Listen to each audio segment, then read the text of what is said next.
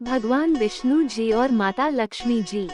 एक बार भगवान विष्णु जी शेषनाग पर बैठे बैठे बोर हो गए और उन्होंने धरती पर घूमने का विचार मन में किया। वैसे भी कई साल बीत गए थे धरती पर आए और वह अपनी यात्रा की तैयारी में लग गए। स्वामी को तैयार होता देखकर लक्ष्मी माँ ने पूछा, आज सुबह सुबह कहाँ जाने की तैयारी हो रही है? विष्णु जी ने कहा, हे लक्ष्मी, मैं धरती लोक पर घूमने जा रहा हूँ। तो कुछ सोचकर लक्ष्मी माँ ने कहा, हे देव, क्या मैं भी आपके साथ चल सकती हूँ? भगवान विष्णु ने 2 पल सोचा, फिर कहा, एक शर्त पर, तुम मेरे साथ चल सकती हो। तुम धरती पर पहुंचकर उत्तर दिशा की ओर बिल्कुल मत देखना। इसके साथ ही माता लक्ष्मी ने हाँ कह के अपनी मनवाली और सुबह सुबह माँ लक्ष्मी और भगवान विष्णु धरती पर पहुंच गए। अभी सूर्य देवता निकल रहे थे। रात बरसात होकर हटी थी। चारों ओर हरियाली ही हरियाली थी। उस समय चारों ओर बहुत शांति थी और धरती बहुत ही सुंदर दिख रही थी। और माँ लक्ष्मी मंत्र मुग्ध होकर धरती को देख रही थी और भूल गई कि पति को क्या वचन देकर आई है।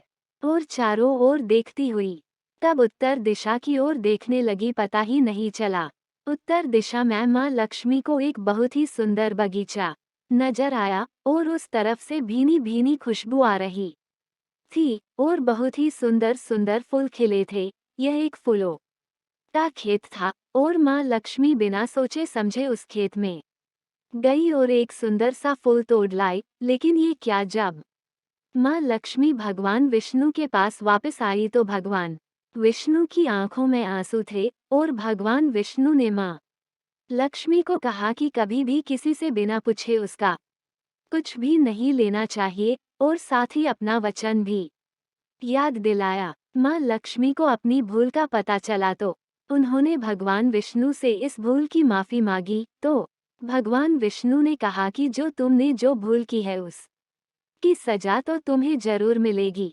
जिस माली के खेत से तुम नए बिना पूछे फूल तोड़ा है, यह एक प्रकार की चोरी है। इसलिए अब तुम 3 साल तक माली के घर नौकर बन कर रह। उसके बाद मैं तुम्हें बैकुंठ में वापस बुलाऊंगा।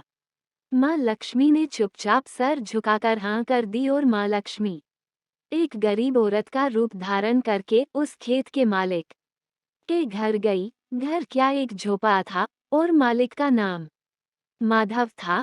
माधव की बीबी, 2 बेटे और 3 बेटियां थी।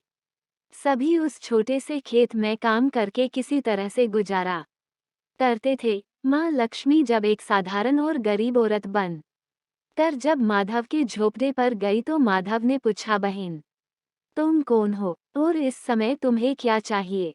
तब माँ लक्ष्मी ने कहा, मैं एक गरीब औरत हूँ, मेरी देखभाल करने वाला कोई नहीं। मैंने कई दिनों से खाना भी नहीं खाया, मुझे कोई भी काम दे दे, साथ में मैं तुम्हारे घर का काम भी कर दिया करूँगी। बस मुझे अपने घर में एक कोने में आसरा दे दो। माधव बहुत ही अच्छे दिल का मालिक था, उसे दया आ गई। लेकिन उसने कहा, बहन, मैं तो बहुत ही गरीब हूँ, मेरी कमाई से मेरे घर का खर्च मुश्किल से चलता है। लेकिन अगर मेरी 3 की जगह 4 बेटियां होती तो भी मैंने गुजारा करना था। अगर तुम मेरी बेटी बनकर जैसा रूखा सूखा हम खाते हैं उसमें खुश रह सकती हो तो बेटी अंदर आ जाओ। माधव ने माँ लक्ष्मी को अपने झोपड़े में शरण दे दी और माँ लक्ष्मी 3 साल उस माधव के घर पर नौकरानी बनकर रही। जिस दिन माँ लक्ष्मी माधव के घर आई थी उससे दूसरे दिन ही माधव को इतनी आमदनी हुई फूलों से कि शाम को एक गाय खरीद ली। फिर धीरे धीरे माधव ने काफी जमीन खरीद ली और सब ने अच्छे अच्छे कपड़े भी बनवा लिए और फिर एक बड़ा पक्का घर भी बनवा लिया। बेटियों और बीबी ने गहने भी बनवा लिए और अब मकान भी बहुत बड़ा बनावा लिया था।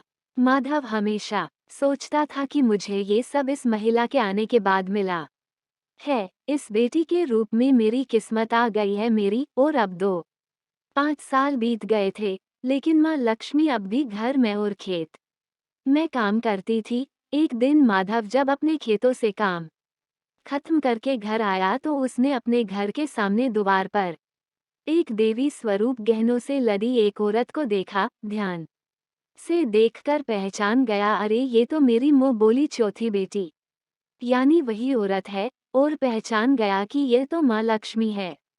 अब तक माधव का पूरा परिवार बाहर आ गया था और सब हैरान होकर माँ लक्ष्मी को देख रहे थे। माधव बोला है माँ हमें माफ कर, हमने तेरे से अनजाने में ही घर और खेत में काम करवाया है माँ, ये कैसा अपराध हो गया है माँ, हम सबको माफ कर दे। माँ लक्ष्मी मुस्कुराए और बोली है माधव तुम बहुत ही अच्छे और दयालु व्यक्ति हो, तुमने मुझे अपनी बेटी की तरह से रखा, अपने परिवार के सदस्य की तरह से।